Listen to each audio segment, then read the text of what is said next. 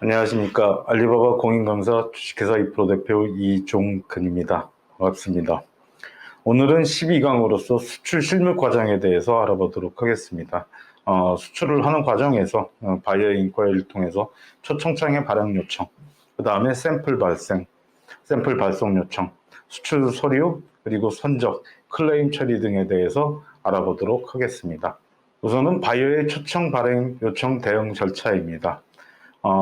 우선은 한국 입국을 위해 비자 발행이 필요한 바이어의 경우 초청장 발행을 요청하기도 합니다.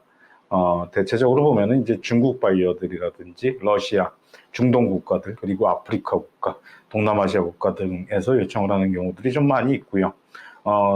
예전에 그 송도에 가면은 중고차 유통을 하는 업체들이 굉장히 많은데, 그런 경우에 또 이집트 바이어를 초청했다가 이집트 바이어가 한국에 들어와서 그 정치적 난민 신청을 해가지고 이게 굉장히 어려움을 겪었었다 하는 뭐 그런 예들도 있고, 많은 또 중소기업 업체에서 바이어 초청 요청이 오다 보면은 꺼려하시는 경우들이 굉장히 많습니다.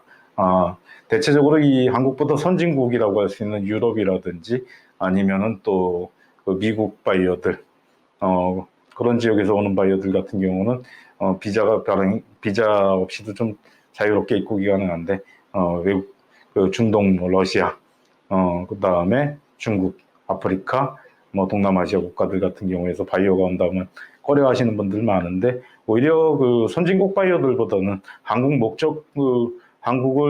방문하는 목적이 확실한 이쪽 지역들 바이어가 정말 방문을 하게 된다 그러면 비즈니스로 연결되고 또 심심치 않게 큰 주문 거래액수를 또 수취하는 것을 봤고요. 그렇기 때문에 여러분들도 초청장 요청이 오시면은 절차에 따라서 처리하시면은 되실 걸로 보입니다. 바이어 회사 정보를 우선 수취해야 됩니다. 회사 정보를 봐가지고 회사명, 회사 주소, 회사 웹사이트 주소 등을 파악하기도 하고요. 바이어 회사의 웹사이트를 통해서 회사의 업무 영역이라든지 취급하는 상품 파악이라든지 또 바이어에 직접적으로 우리 회사에서 만들고 있는 제품에 대한 상품 지식을 어느 정도 확보하고 있고, 실질적으로 우리 상품을 가지고 비즈니스가 가능한지를 또 파악하는 절차들도 중요하고요. 예전 같은 경우에는 회사 주소 같은 경우를 또 활용을 해서 구글 그 얼스라든지 구글 얼스 앱이라든지 아니면은 또 구글에 직접적으로 입력을 해가지고 회사의 이제 건물이나 회사의 또 위치 등을 파악해서 그 회사 실시간 그 인터넷 그 확인을 절차를 거치기도 했었고요. 지리적 정보를 확인을 해서 또 그렇게 처리했었던 적도 많이 있습니다. 그 활용에 대한 강의도 예전에 그 다른 중국 같은 경우는 하는 경우들도 있었고요. 자, 바이어의 여권을 수취합니다. 타국가 수취 비자가 있는지 확인하는 것들도 좋습니다. 바이어가 미국이라든지 일본, 유럽 국가의 비자를 이미 받았던 이력이 있다 그러면 한국에서 비자가 발행될 확률, 한국 입국 초청장을 발행해서 한국에 입국하는 확률 자체가 많이 높아집니다. 예전에 파키스탄에서 바이어를 초청을 했었는데 영국 비자를 수취를 하고 영국에서 또 좀 오래 거주를 했었던 바이어였었기 때문에 초청장을 발행했을 때 쉽게 이제 승인이 났었던 경우들이 있고 그렇습니다.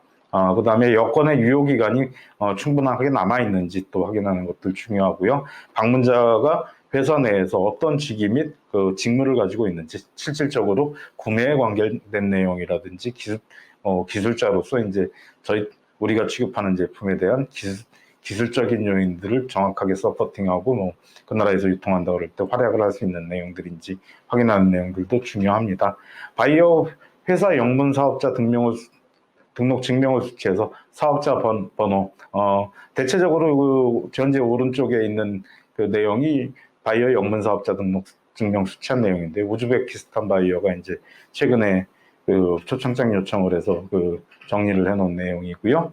자, 리걸 언터티 코드가 무엇이냐면 이제 사업자 번호죠.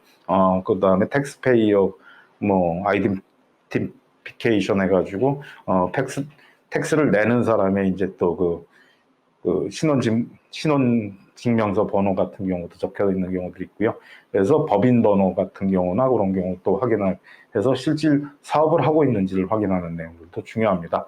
그 다음에 마지막으로 바이어 국가의 한국 영사관을 연락해서 한국 방문 비자 발급 시 유의사항, 그 나라에서 국민들이 온다 그럴 때 유의사항들을 체킹하고 바이어 측의 준비 서류가 어떤 들이 있는지 체킹해서 바이어한테 통보를 하면은 또 저희 회사에서 보낸 초청장을 가지고 또 빠르게 업무 처리를 바이어 측에서도 해가지고 입국이 용이해질 수 있기 때문에 대체적으로 입국해서 이제 체류 기간 자체를 2개월 정도로 주는 경우들이 있는데 가끔씩 늦어지다 보면은 초청장을 받고도 또 그 방문 기간 내에 방문을 못해서 비자가 무효가 되는 경우들도 보기도 했습니다. 그러니까 또 저렇게 영사관 미리 연락해서 바이어 측에서 또 준비해야 되는 서류라든지 그런 것들 미리 준비시키는 과정들도 중요합니다.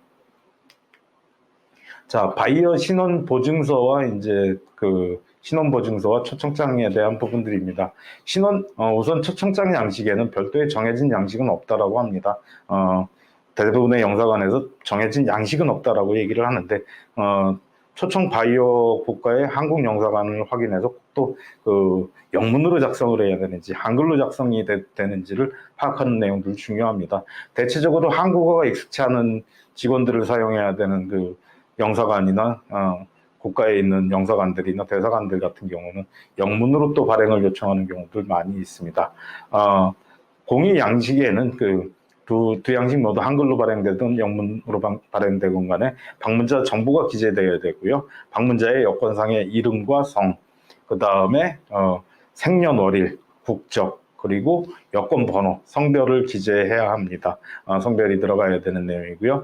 초청을 하는 사람의 또 정보가 기재돼야 됩니다. 초청하는 사람의 이름, 주민번호나 여권번호, 그 다음에 한국적이겠죠. 대체적으로 그 다음에 주소, 연락처, 근무처에서의 직위, 피초청인과의 또 관계를 기재해서 처리를 해야 되고 마지막에 이제 초청 사유에 대한 내용, 한국의 상품에 대해서 우리 회사의 상품에 관심이 있어서 인ኳ리를 주고받았고 또 그렇기 때문에 방문을 해서 회사 견학도 하고 그 다음에 기술 습득도 한다 이런 내용으로 정리를 하시면 되는 초청 사유를 기재하시면 되는 내용이고요. 그 다음에 초청장 양식에 또 꼭 붙어야 되는 게 신원보증서입니다.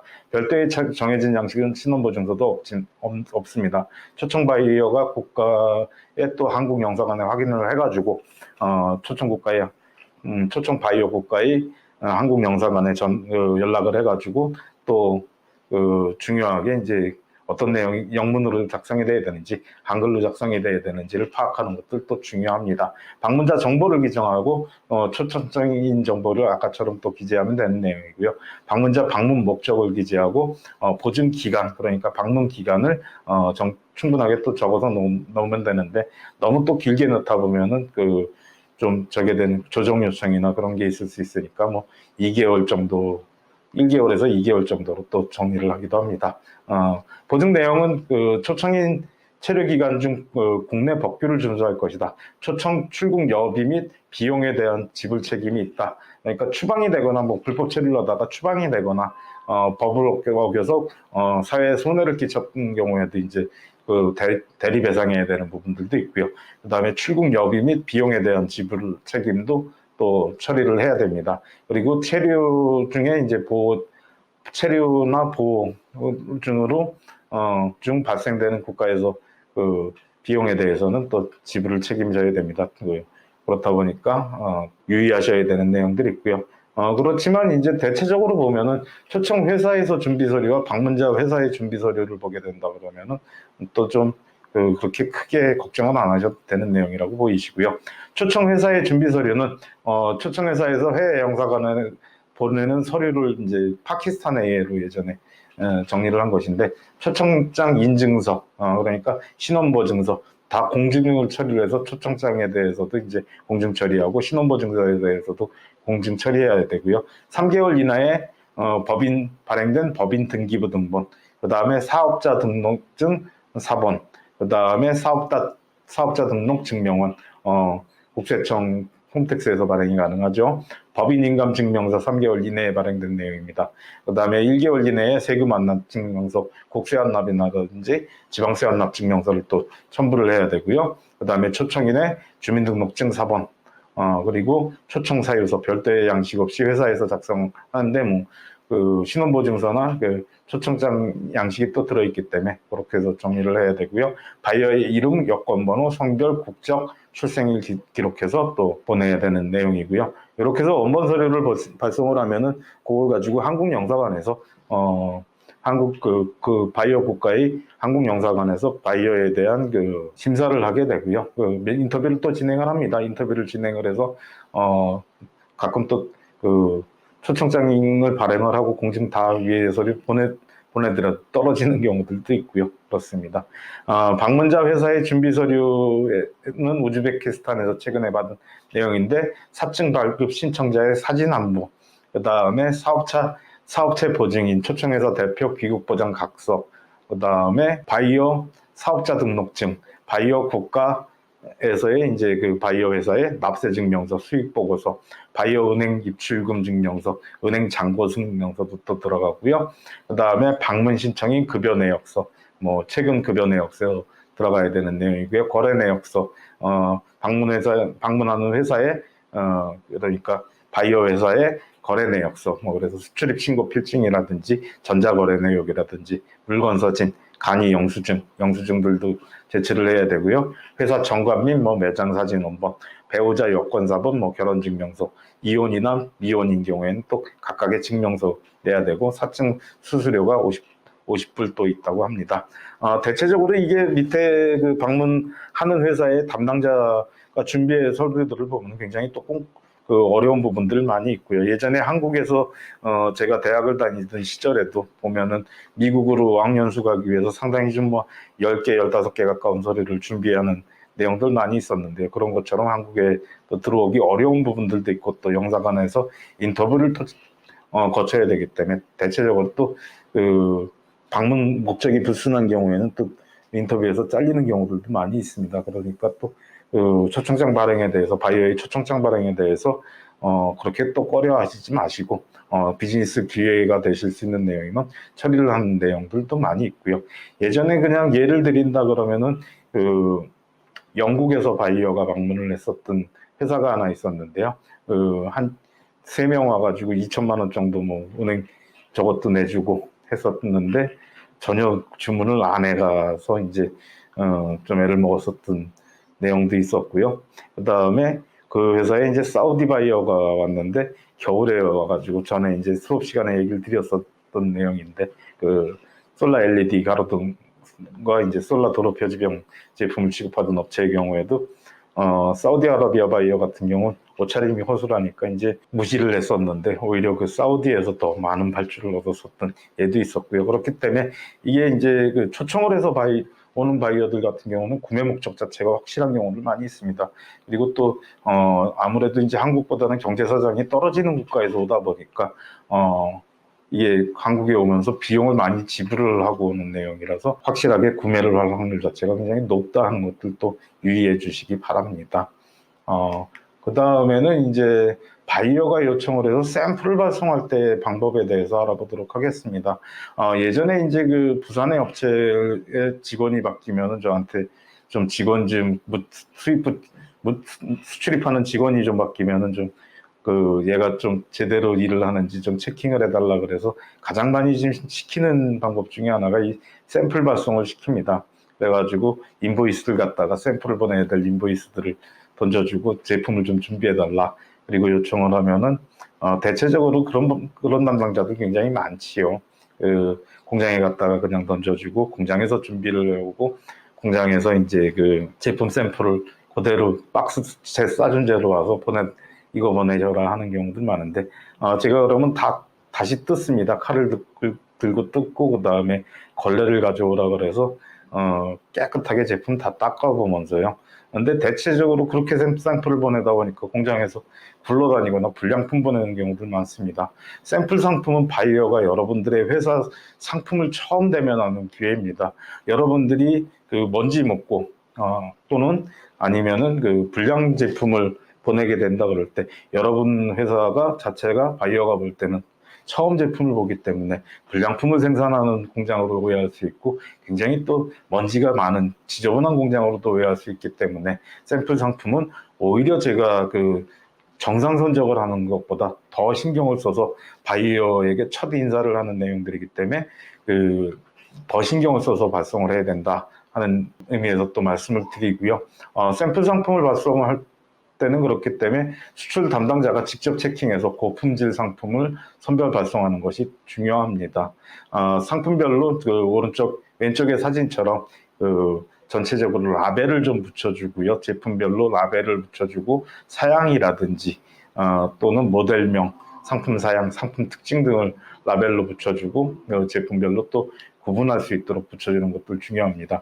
산업재의 경우는 제품을 테스트할 수 있는 부자재라든지 부자재 같은 경우를 제공해서 직접적으로 제품을 테스트하게 보내주는 것도 중요합니다.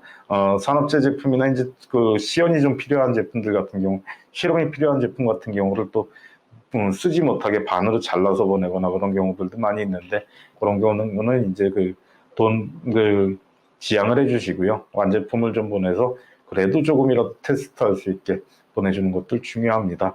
또 보낼 때는 상품의 카탈로그나 코테이션을 첨부하는 경우도 중요하고요.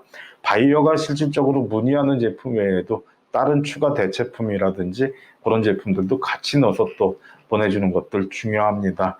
그래서 바이어가 다른 상품을 공유하는 경우들도 많이 있고요. 그렇습니다. 오른쪽의 이미지는 그 인삼 음료 제품을 좀 발송을 해달라 그러는데 이게 병제품입니다. 병제품 같은 경우는 파손 위험물인 경우에는 제품 박스 내에 완충제를 내부 보관 처리해서 보내주는 것도 중요합니다. 그래서 깨지지 않도록 가면서 또 파손되지 않도록 보내주는 경우도 중요하고요.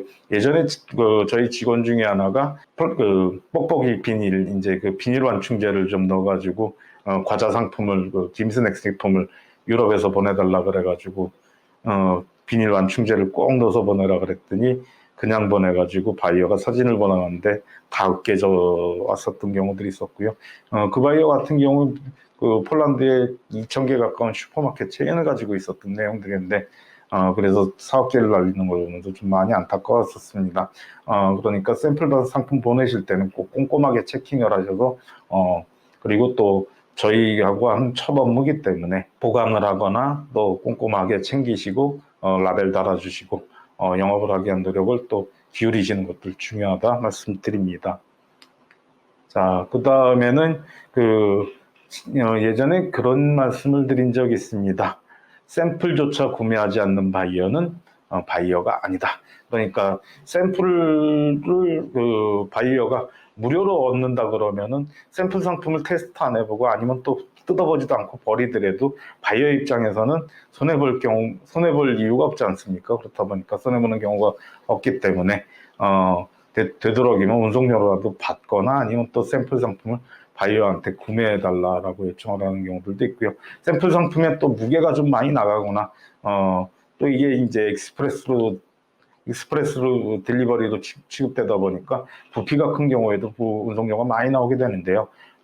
그럴 경우에 이제 페이팔을 가입해서 페이팔 같은 경우는 예전에 그냥 그 가십으로 얘기 드렸던 것이 현재 테슬라를 운영 중인 일론 머스크가 만든 사이트였다. 그래서 이제 이베이에 판매를 했다라고 얘기를 했었고요. 페이팔 사이트를 접속해서 회원 가입을 클릭하십니다. 현재는 이제 한글 사이트까지 있어가지고 가입이 좀 많이 쉬워지는 내용이고요. 이메일 주소를 입력하시고요. 비밀번호 입력하고 영어 대소문자, 그 다음에 숫자, 특수문자 조합해서 사용하시고요. 그 다음에 페이팔 가입 정보 입력을 하시는데 비즈니스 담당자의 법적 이름, 법적성, 영문을 그대로 이제 번역을 해놓다 보니까 좀 한국말로는 어색한 부분들이 있습니다. 비즈니스 세부 정보 회사명 기재하시고 비즈니스 전화번호 파리 한국 국가번호 제외하고 앞자리 0 제외하고 번호 입력하시면 되시고요. 비즈니스의 주소 입력하시고 그 다음에 기본적으로 수취하는 통화 그러니까 수취할 외국 화폐를 선택하는데 미국 달러를 일반적으로 많이 선택을 하시죠. 그렇게 해서 가입하시면 되시고요. 자, 그 다음에 가입이 되시면은 인보이스 생성하기라는 기능이 있습니다. 그래서 결제하기 및 결제 받기에서 인보이스 생성 및 관리를 클릭하시고요. 인보이스 생성을 클릭하시면 됩니다. 인보이스 생성을 하셔가지고 인보이스를 입력하시면 되는데 청구 대상 바이어의 이메일 주소를 넣으시고요. 그 다음에 바이어 회사의 주소를 입력하시면 됩니다. 회사명, 회사 주소를 입력하시고 상품 이름, 수량, 가격, 세금 없음 선택하시고 해외로 나가는 상품 같은 경우는 부가세가 없지요. 그렇다 보니까 선택하시고 설명 사양이나 그런 선택 사항들 입력하신 다음에 영문으로 입력하시고 고객에게 보내는 메시지 입력하시고 보내기 하시면은 바이어 쪽으로 바이어의 이메일을 통해서 전달이 되고요. 바이어 쪽에서는 이걸 받아가지고 크레디트 카드로도 결제가 가능합니다. 신용카드로도 결제가 가능한 내용이기 때문에 신용카드로 결제가 가능한 내용이기 때문에 활용이 가능한 결제가 좀 용이하다 보시면 되실 것 같고요. 페이팔 인보이스의 생성의 예입니다. 450불짜리 페이팔 인보이스를 발행해서 이제 그 요르단의 바이어한테 보냈던 예고요. 대체적으로 뭐 깎아달라 해서 스페셜 디스카운트까지 넣어가지고 이제 제품별로 쭉 해놓은 다음에 운송료까지 해서 깎아 넣었고요. 그 다음에 마지막으로 이제 결제를 받기 위해서는 은행 계좌를 연결해야 되는데 은행 계좌 연결은 제가 좀 오래전에 사용을 해봤기 때문에 어디에 있는지 좀 찾지 못했고요. 근데 이제 그 물품이 다 발송이 되고 결제를 받은 다음에는 배송 정보를 추적 정보를 또 바이어한테 전달을 해줘야 되기 때문에 BL 예전에 페이팔로 영국 바이어 같은 경우는 이게 그 에스코르 운송 정보가 안 들어가면은 또 바이어 쪽에서 환불을 요청할 수 있기 때문에 영국 바이어 같은 경우는 예전에 페이팔로 35,000불 가까이를 35,000불만 한 4천만 원 가까운 금액을 지불했었던 적이 있고요. 약 3개월 정도 이제 그 BL 정보를 또 선적까지 걸리다 보니까 영국에 도착해야 확인해 주겠다 해서 또 BL 정보 받은 다음에도 또 그렇게 했었던 적이 있었고요. 페이팔에서 그래서 저 나중에 다시 전부 다 받아오긴 했습니다.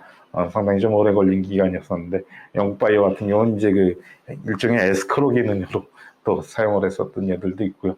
여하튼 그래서 배송 정보 추적을 또 입력해 놔야만이 그 페이팔에서 바이어가 또 클레임을 청구를 했을 때 바로 환불 안 나가게 되니까 이것도 주의해 주시고요. 자, 그 다음에 그 우체국 사이트를 방문해서 실질적으로 샘플을 발송하는 내용들에서 가장 많이 이용이 되는 게 지금 원래는 예전에 EMS였었고요. 그 다음에 뭐 페덱스나 그 다음에 DHL 같은 경우들 많이 이용하는데 DHL 같은 경우는 이제 좀 가격이 많이 비싸고요. 최근에는 이제 또 코로나 사태가 되면서 우체국들이 또 좀 전 세계적으로 폐쇄가 많고 그 다음에 우체국 비행 기가 요즘은 이제 또 많이 자주 안 뜨다 보니까 EMS 프리미엄 자체가 요즘 더 좀 그 메리트가 있는 내용이 됐고요. 여하튼 우체국 사이트 epost.go.kr을 방문하셔가지고 중간에 보시면 EMS 국제어편이 있습니다. 거기서 국가별 요금 안내 클릭하시고 배달 수요일 요금 조회를 클릭하신 다음에 그 EMS 프리미엄 배달 수요일 요금 조회를 하시고요. 국제 특급하고 EMS 프리미엄 뭐 국제 소포 3개로 되어 있는데 오른쪽 그 이미지를 보시면 배달 수요일 요금 조회 거기서 이제 프리미엄에 놓으시고요. 발송 품목은 비서류를 선택하십시오. 그리고 도착지는 바이어가 물품을 받을 국가를 선택하시면 됩니다. 뭐 중국이면 중국이나 뭐 그런 식으로 선택을 하시면 되시고요. 그 다음에 그 바이어가 받을 물품의 그 샘플 상품의 실제 물량 중량을 입력합니다. 그리고 부피 중량이 입력되는데 이게 대체적으로 익스프레스 같은 경우는 항공으로 선적이 되기 때문에 부피가 크면서 무게가 작은 물품과 이제 항공 선적 같은 경우 그런 걸 많이 따지게 되거든요. 부피는 작은데 무게가 많이 나가는 그 제품들이 있는데 대체적으로 항공 선적의 경우에는 운송료가 많이 나올 수 있는 쪽을 기준으로 삼습니다. 그래서 부피 중량이 무게가 운송료가 많이 발생이 된다 그러면 부피 중량이라고 이제 요금이 부과되고요. 최적 중량이죠. 그 다음에 실제 중량이 더 많은 요금을 발생한다 그러면은 실제 중량에 이제 청구를 하게 됩니다. 요금 적용 중량을 그래서 확인하시고요. 조회하기 클릭하셔서 적용 요금 및 예상 배달 수요일 확인하시기 바랍니다. 그 금액을 이제 또 우체국에 지불해야 EMS 프리미엄으로 발송이 되는 그 형태이고요. EMS 프리미엄 송장을 작성하는 예에 대해서 말씀드리겠습니다. 발송인 정보는 텔레폰 넘버, 발송인 전화번호를 넣는데 휴대폰 번호를 넣는 것이 좋습니다. 왜냐하면 문자 메시지를 통해서 실질적으로 이게 바이어가 물품을 받았다, 아니면 또 물품을 이 어디까지 갔다, 한국을 떠났다 하는 내용들에 대해서 실시간으로 안내를 해주다 보니까 그런 내용들이라고 보시면 되시고요. 그 다음에 적어야 되는 것이 이제 회사명, 컴퍼니 회사명이고요. 그 다음에 네임, 발송인 이름, 그 다음에 발송인 주소, 그리고 발송인 우편번호, 그리고 발송인 국가, 이메일, 발송인의 이메일을 적어야 되는 내용이고요. 그 다음에 받는 사람 정보에 있어서는 수취인 전화번호를 적으셔야 되고요. 수취인 전화번호가 빠지면 이게 또 배송이 굉장히 어렵기 때문에 저 부분 빼놓고 적지 않으시도록 조치 부탁드리고요. 그 다음에 회사명, 그리고 수취인 이름, 수취인 주소, 그 다음에 수취인의 우편번호, 그 다음에 미국과 캐나다 같은 경우는 어느 주인지, 그리고 수취인의 도시, 그 다음에 컨트리, 수취인의 국가를 적으셔야 되고요. 수취인의 이메일 내용을 파악하셔야 됩니다. 그 다음에 이제 3번에 들어가서는 물품에 대한 내용인데요.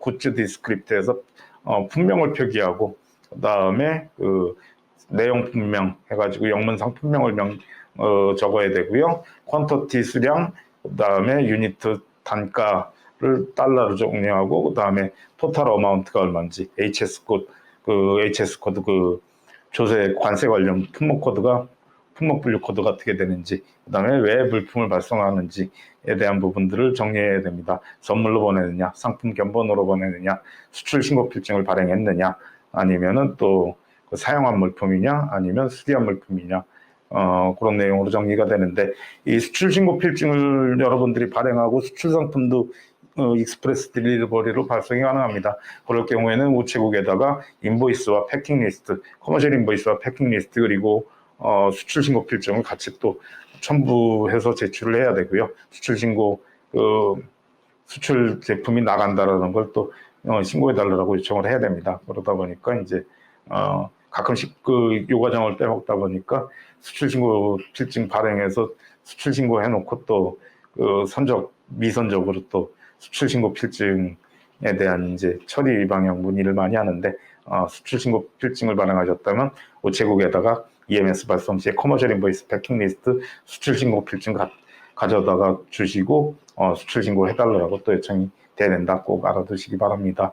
운송료 청구 방식에 있어서는 이제 관세 부가세는 누가 내는지에 대한 부분들이 있고요. 대체적으로 이게 DAP, DDU 형태가 되죠. 관세는 도어-투-도어 배송하는데 언페이드, 관세나 부가세는 부과하지 않는 내용이라서 받는 사람이 부과하는 내용이라고 내는 내용이라고 보시면 되시고요. 중량에 대해서 그램으로 표기하시고요.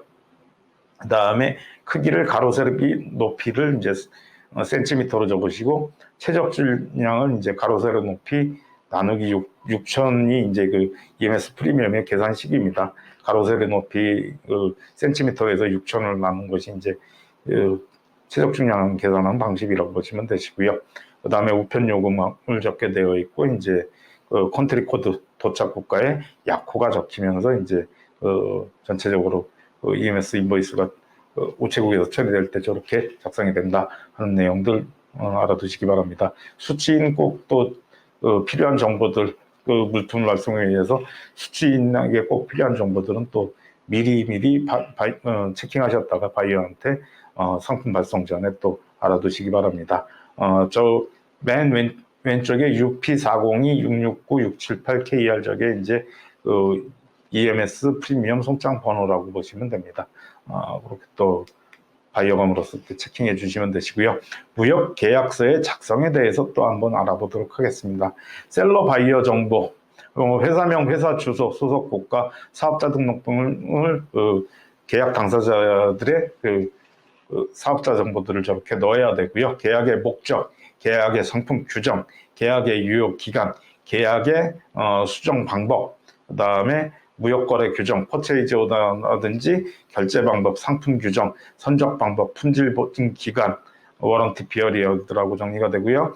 상품의 품질 관리 및 불량 처리 방법, 상품 사양 등을 이제 계약서에 명기를 다 텀스로 들어가는 거고요. 조항들로 기술 지원 및 교육 트레이닝 제공 방법들도 들어갑니다. 또한 지적재산권 귀속 규정에 대한 내용들도 들어갑니다. 바이오 쪽에서 요청이 와가지고 서플라이어가 제작했다 그랬을 때 또 바이어의 상표를 상표의 상품을 제작한다 그럴 때 뭐 이 지적재산권은 바이어에게 다 있다.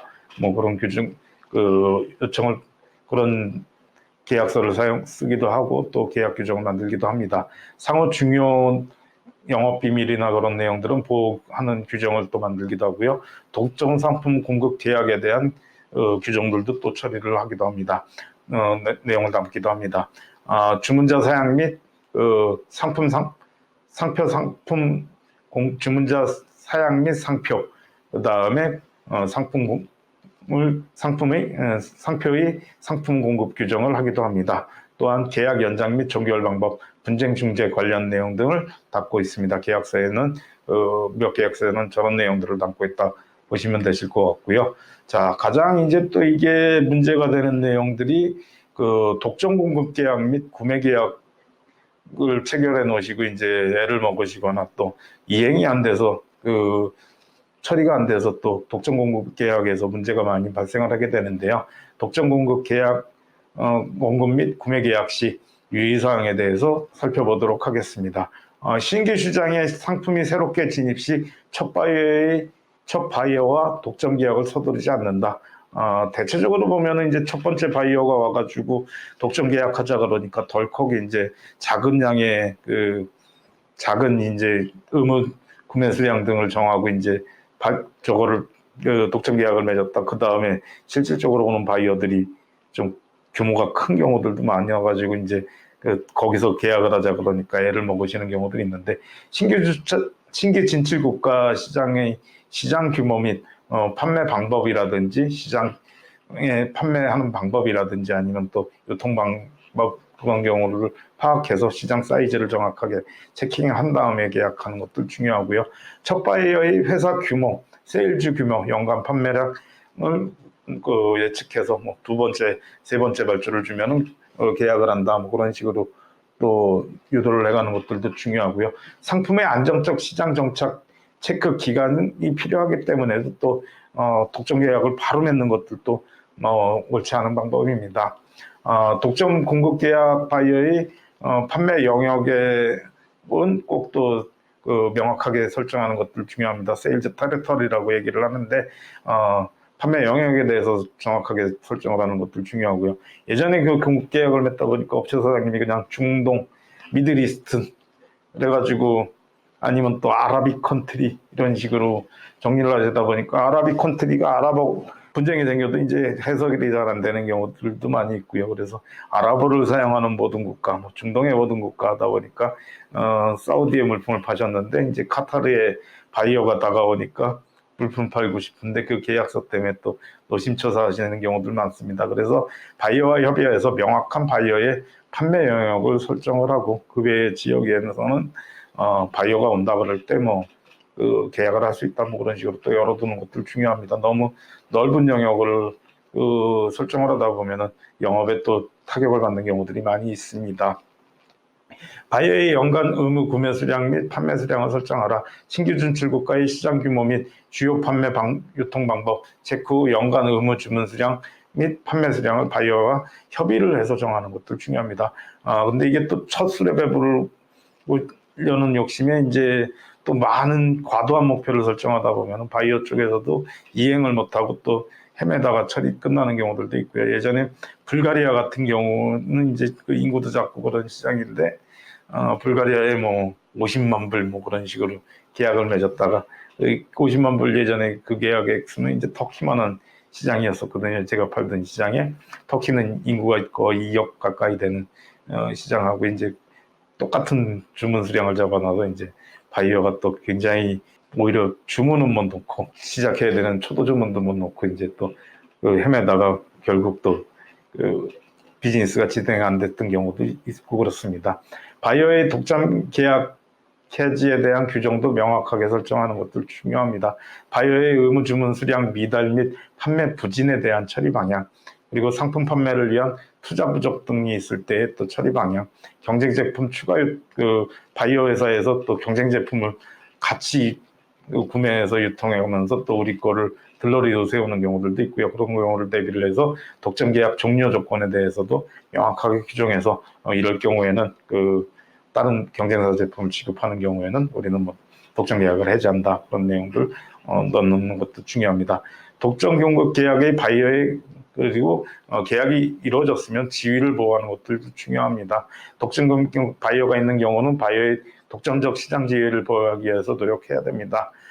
예전에 이제 독점 계약을 맺어놓고 터키 같은데 독점 계약을 맺어놓고 이제 판매를 할 수 없으니까 바이어가 두 번째 온 바이어가 더 대체적으로 큰 경우들이 많거든요.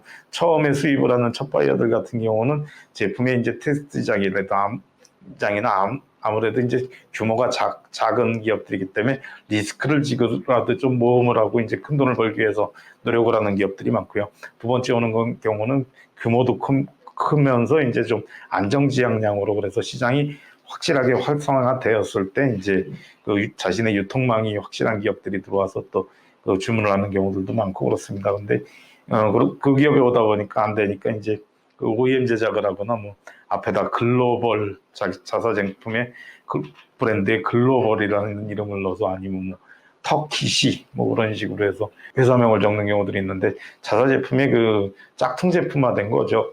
그렇다 보니까 또 그 제품이 품질이 나쁘거나 떨어지거나 그러면 또 문제가 될 수 있는 소지들도 있기 때문에 그런 경우들 지양하시고요.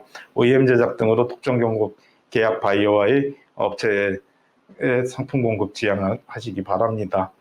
대체적으로 또 독점 지위가 있는 경우에는 어느 정도 또 유지를 시켰다가 나중에 이제 설득을 통해서 시장이 크기가 이러니 우리 제품, 우리 브랜드는 네가 유통을 하고 OEM 제품을 공급하겠다, 이런 또 협의를 거쳐가면서 바이어와의 신뢰관계를 쌓아가는 것들 중요합니다.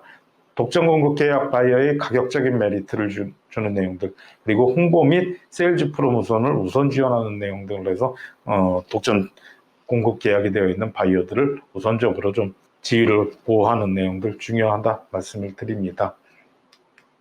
자, 그 다음에 수출 관련 소식에 대한 내용입니다. 쿼테이션입니다. 쿼테이션에 있어서는 서플라이어 회사 정보를 표기를 하고요. 공급하는 공급회사의 정보, 그러니까 회사명, 그 다음에 주소, 연락처 등을 표시해 놓고 이메일 주소 또 표시하기 바랍니다. 그 다음에 이제 바이어의 성명이라든지 회사명을 표기를 해서 누구에게 주는 견적서인지를 또 명확히 하고요. 그랬을 때 바이어 입장에서도 나만 받는 견적인가 보다 해서 또 좀 의미를 다르게 느낄 수 있는 내용이니까 그렇게 해주시고요. 자, 상품 이미지를 넣으면서 상품 자체가 좀 많거나 구분이 필요할 경우에는 이미지를 넣어주는 경우도 좋은 방법이라고 또 말씀을 드립니다.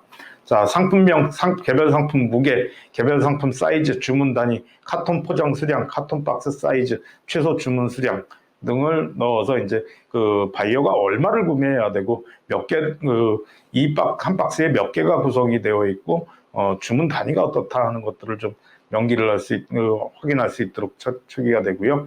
가격 표기에 있어서는 납객가, 최소 주문 수량 가격 등이 있는데, 되도록이면은 가격표를 봐가지고 의미 있는 가격일 경우에는 납객가가 1, 2불씩 한다. 립스틱 같은 경우 하나에 1불이다.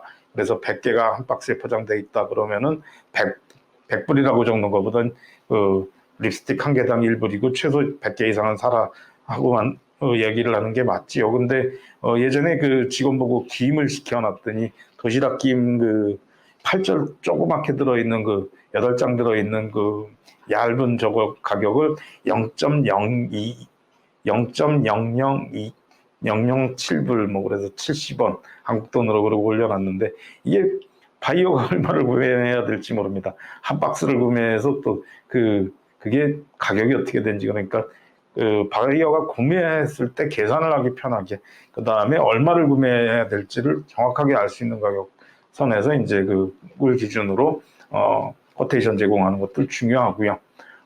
그다음에 가격 조건, 끝으로는 이제 가격 조건이라든지 결제 조건, 선적 항구, 그다음에 선적 소요 기일, 그다음에 꼭 중요한 내용 중에 하나가 견적이 언제까지 유효하다, 이 견적은 언제까지 유효하다 하는 내용을 또 알아볼 수 있도록 정리해 놓는 것 중요합니다.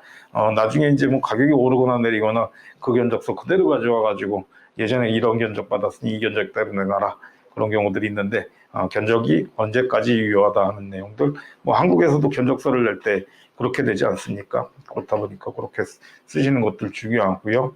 자, 그 다음에는 인보이스 양식입니다. 프로포머 인보이스와 커머셜 인보이스가 있는데, 프로포머 인보이스는 계약서의 효력을 지닌다 해서, 원래는 예전에 셀러 쪽에 사인을 하게 되면 바이어 쪽에서 저 내용에 대해서 퍼체이즈 오더에 해서 인보이스를 받으면은 바이어 쪽에서 사인을 해서 다시 보내줘서 이제 계약서 대형을 계약서에 가름하는 뭐 형식으로 처리를 하기도 했었고요. 자, 프로포머 인보이스에서는 모든 인보이스에는 번호와 일자가 표기된다 보시면 되시고요. 인보이스는 한국말로 간단하게 얘기해서 거래 명세표입니다. 거래 명세표라고 보시면 되시고, 셀러, 뭐 서플라이어, 익스포터, 바이어, 퍼체이저, 뭐 컨사이니, 그런 식으로 해서 바이어 쪽은 또 그런 식으로 명기가 되고, 그 파는 쪽에서는 셀러, 익스포터, 그 다음에 서플라이어로 또 명기가 되고요. 회사 정보 표기, 회사명, 주소, 전화번호가 들어가고요. 그 다음에 바이어에게 있어서는 회사명, 주소, 전화번호가 들어갑니다. 그리고 관련 PI 번호, 커머셜 인보이스의 경우는 관련 PI가 어떻다 해가지고, 아니면 또 관련 PO가 어떻다 해가지고, 어떤 PO를 기준으로 이 프로포마 인보이스가 작성됐는지, 커머셜 인보이스의 경우는 어떤 프로포마 인보이스를 기준으로 이 커머셜 인보이스가 최종 수출되는지에 대한 내용들을 알아볼 수 있도록 연결시켜 놓는 것도 중요합니다. 가격 조건을 표기를 해야 되고요. 뭐 FOB인지 CIF인지, CIF, 뭐 바르샤바, 폴란드, 그런 식으로 연기가 돼야 되는 내용이고요. 선적 항구, 그 다음에 도착 항구가 표기돼야 됩니다. 그리고 선적 수요 기일 등이 송금을 받은 이후에 이제 결제 방법에 대해서 선적을 받은 송금을 받은 이후에 얼마 만에 선적을 하겠다 하는 내용들 정리해서 넣는 것들 중요하고요. 셀러의 은행 정보 표기를 하게 되는데, 은행명, 은행 식별 코드, 스위프트 코드라고 되어 있고요. 8자리, 뭐 또 11자리로도 표기를 하기도 합니다. XX 3개 넣어서요. 계좌번호, 어카운트 넘버, 수익자, 베니피셔리스 네임 해가지고 4개 정도를 주면은 바이어 쪽에서 저 계좌로 입금을 한 TT 전신환 송금 계약의 경우는, 거래의 경우는 저쪽으로 또 송금을 하고요. 송금을 하게 됩니다.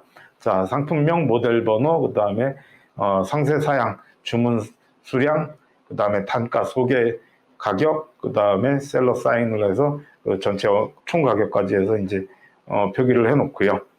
대체적으로 사양에다가 상품 사양에 들어가는 내용에다가 바이어들이 일부 또 셀러들 같은 경우 사진을 넣거나 그러는 경우들이 있는데, 이 무역 같은 경우는 문서를 기준으로 합니다. 그러니까 문서에 표기된 내용들의 사양을 정확히 적어 놓는 것들이 중요하고요. 사진이 들어가서 뭐 더 오히려 정확하다라고 생각하는 경우도 있는데, 문서로 정확하게 규정을 해서 규정이 되어 있는 내용들, 문서에 쓰여 있는 내용들이 중요한 내용들이니까, 또 되도록이면 사진 인보이스 같은 데 사용하시는 것들은 자제하시는 것이 좋겠다 또 말씀을 드립니다. 패킹 리스트의 경우 또 설명드리도록 하겠습니다. 패킹 리스트 번호, 일자 표기돼야 되고요. 그 다음에 셀러 뭐 정보 표기, 바이어 정보 표기, 아까처럼 또 같은 내용이고요. 선적 항구, 도착 항구, 공항 표기 돼야 되고요. 관련 인보이스 번호랑 일자가 표기가 되어야 됩니다. 그래서 이 인보이스와 인보이스는 거래 명세표라고 얘기를 드렸는데, 패킹 리스트는 포장 명세서입니다. 그래가지고 이 포장 명세가 이 거래 명세표가 하나의 짝이다 하는 것들을 하나의 한 벌에 이제 짝이다 하는 것들을 표기해 놓는 것들 중요하고요. 관련 내용들 중요합니다. 쇼핑 마크에 또 쇼핑 마크를 또 꼭 좀 집어넣어야 됩니다. 왜냐하면 물품의 팔레트에도 표기해서 해운에서나 항공사에 회사에 물품을 보냈을 때 우리 회사 제품이고 어디로 가는 제품이다를 용이하게 찾을 수 있도록 이 패킹 리스트의 제품은 몇 바레트로 구성이 되어 있고 그런 걸 찾게 하기 위해서 쇼핑 마커를 꼭 또 좀 적어주는 것도 중요합니다.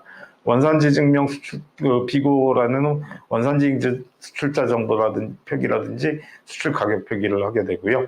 그 다음에 박스 밑으로 내려오면 이제 박스 수량에 대해서 카톤 넘버 아니면은 팔레트 번호를 표기하게 되고요. 총 팔레트의 양이나 카톤의 수량을 연기를 합니다.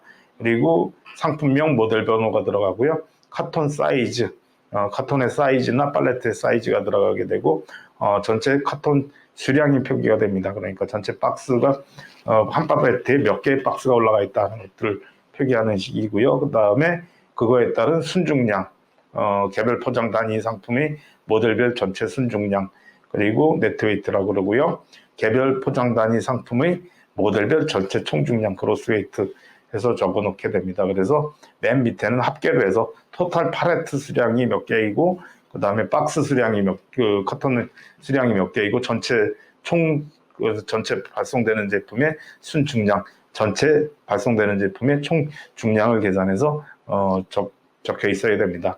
그리고 셀러 사인을 해서 처리되는 게 패킹 리스트다. 제작이 되는 게 패킹 리스트라고 보시면 됩니다. 커머셜 인보이스와 패킹 리스트를 기반으로 해서 수출 면장이 발행됩니다. 수출 면장의 경우는 커머셜 인보이스와 패킹 리스트를 기준으로 이제 관세사 사무실에서 관세청 신고 및 진행을 해서 수출 신고 별칭이 발행이 되고요. 신고 번호는 수출 신고 별칭의 번호입니다. 면장 번호라고 또 많이 부르지요. 신고 일자는 수출 신고 필증을 발행 요청하는 일자라고 보시면 되시고 그 다음에 나오는 내용이 수출 대행자, 수출화주, 그래서 셀러명이 대체적으로 많이 들어갑니다.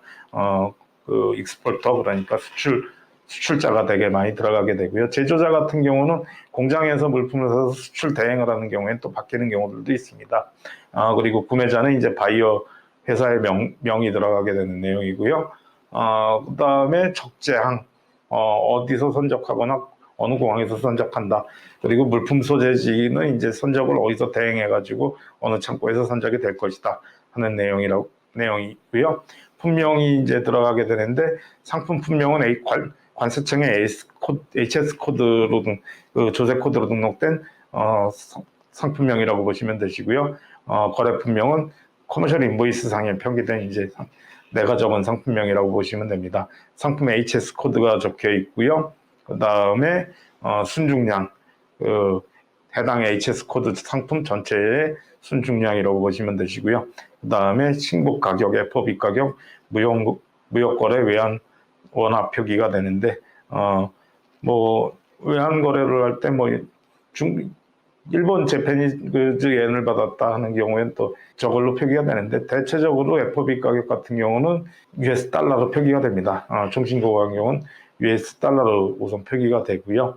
그 다음에 밑에 이제 원산지 국가는 한국의 대한민국이라고 적힐 거고요. 리퍼블릭 오브 코리아 그런 식으로 적히게 됐고요.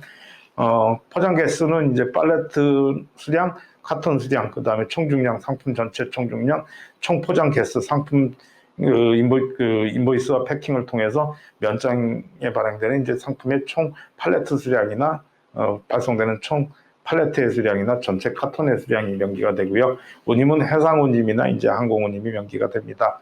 결제 금액은 인보이스상 거래 조건이 가격에 반영돼서 이제 저거는 이제 다른 외환들도 표기가 될 수 있습니다.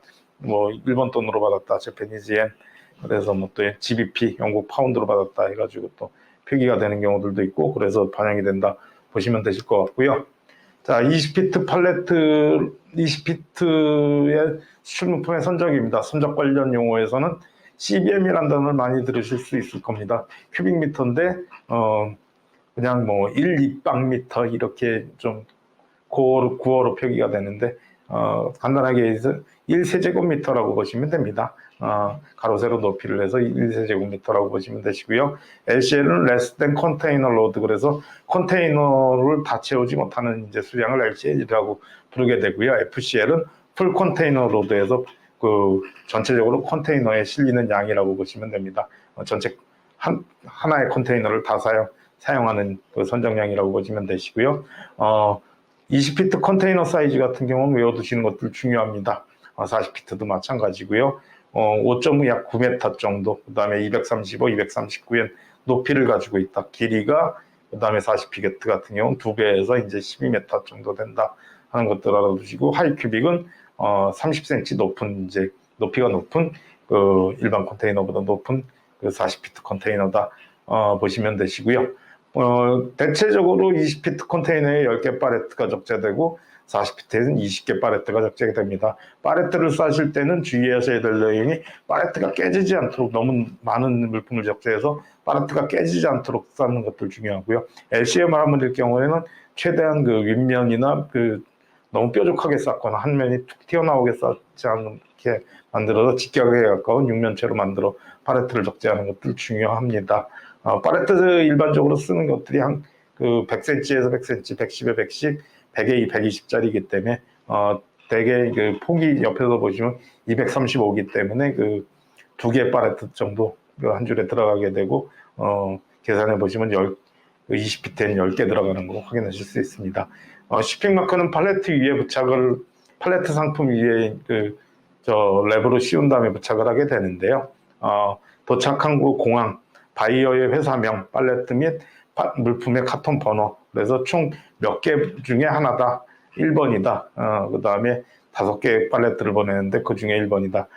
그 다음에 2번이다 하는 식으로 표기가 되면 되고요. 전체 팔레트 카톤 개수 표기하고 수출 원산지 표기하는 것들 중요합니다. 메이드 인 코리아 그래서 표기돼야 되고요. 자, 선화증권입니다. 선화증권은 빌 오브 레딩인데요. 쉬퍼가 명기가 되어 있고요. 수출화주 및 수출 화주, 그러니까 수출자의 이제 그 회사명, 회사 주소 정보가 들어가 있고요. 컨사인이 및 오와 오더 해가지고 수취인 회사에 이제 정보가 들어가 있는 내용입니다. 그리고 노터파이 파티 같은 경우는 제3자에게 이 수출을 이제 수출 상품의 뭐 통관이라든지 통관을 의뢰한다든지 아니면 제3자에게 판매를 해서 실제 수출을 의뢰한 회사와 물품을 수취하는 회사가 다를 때 또 노터파이 파티 같은 경우를 쓰는 경우들이 있고요. 그래서 또 그 통지되는 내용이라고 보시면 되시고요. 딜리버리 에이전트는 이제 수출 물품 운송 회사인데 이제 뭐 한국의 선사가 되는 경우들도 있고 선사의 해외 파트너사가 되는 경우들도 있습니다. 오션 베셀은 선명, 비행기 편명이 들어가게 되는데 항해 번호가 같이 따라붙어서 이제 항해 번호, 비행 번호가 또 같이 붙어 있고요. 그 다음에 선적 항구, 공항이 돼 있고, 그 다음에 어디서 하역을 하는지, 플레이스 오브 딜리버리, 이제 최종 운송 목적지가 어디가 되는지가 나와 있고요. 운송료를 어디서 지불을 했다 하는 내용, 그리고 원본 BL이 몇 부 발행되고 되는지가 표기가 되는데, 원본 발행 BL 같은 경우는 총 3부가 발행되는 경우들 많습니다. 그렇게 3부가 기본으로 거의 발행된다 보시면 되실 것 같고요. 컨테이너 숫자, 팔레트 숫자가 표기되고 그 선적 상품, 그 다음에 총중량, 선적 물품의 총중량, 그 다음에 선적 물품의 총 사이즈, 그래서 큐빅미터가 표기가 되고요. 온보드 데이트, 선적일이 언제인가 하는 내용들 되어 있습니다. 자, 옆쪽에 그 밑에 보시면은 서렌더 BL, 서렌더 해가지고 처리가 되어 있는데, 서렌더 BL의 경우는 수출 물품을 수출 물품은 수취인이 BL의 4번, 커머셜 인보이스 4번, 패킹 리스트 4번을 받아서 그냥 딜리버리 에이전트, 그 나라의 이제 선적 에이전트에 제출하여 물품을 직접적으로 간편하게 수취하고 통관할 수 있도록 조치한 내용입니다. 대체적으로 그 수출 거래에 있어서 BL이라든지 인보이스 패킹, 커머셜 인보이스 패킹 리스트 같은 경우는 원본을 받아야 되는데, 원본을 받아서 이제 선사에 제출을 해야만 되는데, 서렌더를 처리하면 4번으로도 제출이 가능하기 때문에 좀 더 간편하게 이제 그 수출 통관이나 수출 물품 수취가 가능하다 하는 내용이고요. 원산지 증명서에 대해서 알아보도록 하겠습니다. 오리지널이라고 표현되어 있는데 요거는 원본이고요. 카피를 또 발행할 수가 있습니다. 대한상공회에서의 사이트에서 발행이 되게 되는데, 원산지 증명서를 발행하기 위해서는 우선 그 수출신고 필증까지의 발행이 끝나야 됩니다. 그래야만이 그 수출신고 필증의 번호를 기준으로 해서 수출신고 필증에 표기된 HS 코드에 따른 품목별로 물품을 정리하는 거기 때문에 원산지 증명서 발행을 위해서는 수출 신고 필증을 먼저 발행해야 되는 내용이라고 보시면 되시고요. 원산지 증명서 발행 전에는 FTA 활용 요건을 체킹을 해가지고 한국의 국가별 원산지 증명 양식이 좀 다른 데가 있습니다. 영국이나 인도나 인도 같은 경우나 베트남 같은 경우 좀 다른 걸로 알고 있고요. 칠레도 조금 차이가 있는 걸로 알고 있습니다. 익스포터 같은 경우에는 이제 수출자가 들어가는 거고요. 수출자 정보고 컨사이니는 수취인의 정보인데 뭐 바이오 회사 정보라고 보시면 되시고요. 원산지 국가 대한민국 더 리퍼블릭 오브 코리아로 명기가 되고요. 트랜스포트 디테일 해가지고 선적항, 도착항, 운송 방법, 물품 운송, 발송일, 그다음에 상품 상세에 대한 내용들이 들어가고요. 그다음에 팔레트 쿼톤의 수량 및 순중량, 총중량이 표기가 됩니다. 발행을 위한 입력 시 수출 면적 HS 코드 기준으로 해서 분류별 상품을 입력하는 것들 중요합니다. 그 다음에 마지막으로 클레임 처리에 대해서 알아보도록 하겠습니다. 대체적으로 이게 모든 무역 거래나 뭐 국내 거래도 마찬가지입니다만 아무래도 이제 클레임이 발생이 되면은 좀 많이 꺼려지고 그런 내용들이 있습니다. 그렇지만 이제 클레임 같은 경우도 오히려 신뢰를 구축할 수 있는 바이어와의 신뢰를 구축할 수 있는 기회가 되기도 하고요. 또 신뢰를 쌓아서 또 더 좋은 비즈니스 관계로 발전시켜가는데 도움이 되는 경우들도 많이 있습니다. 그래서 바이오의 클레임이 있을 때는 우선 가장 중요한 내용은 클레임을 어떻게 처리하겠다는 절차를 세우는 것들이 중요합니다. 제가 세운 절차라고 보시면 되시고요. 바이어가 문제 제기를 하면 클레임 내용을 확인하고 전체 해당 물품 수입해간 물품 중에서 전체 해당 상품의 양이 얼마나 되는지 좀 파악 미리 하고요. 그 다음에 바이어 클레임 내용에 대해서 사진 및 동영상 직접 확인할 수 있는 좀 자료를 요청을 하는 내용이 다음이고요. 그 다음에 바이어 구매 물품의 인보이스 서류 양식 등이나 이제 서류나 사양을 검토해서 아까 말씀을 드렸다시피 인보이스 상에 정리된 사양이나 내용들을 토대로 이제 기준이 정해지는 거기 때문에 바이어와 계약을 한 것이고 바이어에게 이제 그 제품을 발송하겠다 처리가 된 내용이기 때문에 그렇게 또 검토를 하시면 되시고요. 커뮤니케이션 내용을 또 미리 파악해서 바이어가 요청하던 사항들이 어떤 것이 기존에 있었던가 꼼꼼하게 체킹해 놓고 어디서 또 미리 제품을 받기 전에 어디서 이게 또 좀 문제가 있었을 것 같다 하는 요인들 좀 파악하는 것들 중요하고요. 그 다음에 바이어한테 직접적으로 상품을 받아야 합니다. EMS나 저걸로 해서 좀 받아야 되고요. 상품을 직접적으로 받아서 불량 요인을 파악해야 되고 처리 방향, 상품 처리 방향, 바이어 손실 보상 대책을 협의한 다음에 바이어에게 처리 방향을 통보하고 협의하면 됩니다. 대체품을 발송하거나 손실 보상 방안들을 통보하는 경우도 많이 있는데요. 금전적 손실의 경우는 추후 주문 시에 주문 금액에 반영하겠다, 또 아니면은 추후에 오더를 주면은 그 물품만큼 더 보내주겠다 하는 방향으로 처리를 해서 물품으로 처리를 하는 것들이 이제 좀 가장 이상적인 처리 방향이라고 말씀드리고요. 바이어 클레임 처리는 가장 중요한 내용이 빠른 대응을 해서 처리하는 것들이 필수적입니다. 바이어가 클레임 처리한다고 미루고 전혀 우리 그렇지 않다 그런 식으로 또 주장하지 마시고 그러면 우선 클레임 내용이 무엇인지 클레임 사항이 있다면 우리가 처리해 주겠다 하는 것들 정확하게 약속하시고 바이어의 신뢰를 가지고 움직인다면 바이어들도 또 신뢰 구축에 기회가 되기 때문에 이 더 큰 오더를 내거나 그 다음에 좀 더 비즈니스 거래 관계를 공고히 할 수 있는 내용들이고요. 바이어에게 명확하고 정해진 클레임 처리 절차에 따라서 처리 절차를 어떻게 할 것이다 하는 것들을 안내하고 그 다음에 그 규정을 따라서 가는 것들도 중요한 내용이라고 말씀드리겠습니다. 장시간 강의 들어주시느라 수고 많았습니다. 지난 시간과 마찬가지로 제가 제 연락처와 휴대폰 번호, 그 다음에 이메일 주소, 그 다음에 회사 주소 남겨놓습니다. 알리바바닷컴이라든지 여러분들이 수출입을 하시면서 무역 거래를 하시면서 필요한 내용이 있으시면 꼭 또 문의 주시고 연락 주시기 바랍니다. 장시간 강의 들어주시느라 수고 많으셨습니다. 알리바바 강의 및 글로벌 전자상거래, 글로벌 무역 거래에 대한 내용은 이것으로 강의를 마치도록 하겠습니다. 저는 알리바바 공인 강사 주식회사 2프로 대표 이종근이었습니다. 감사합니다.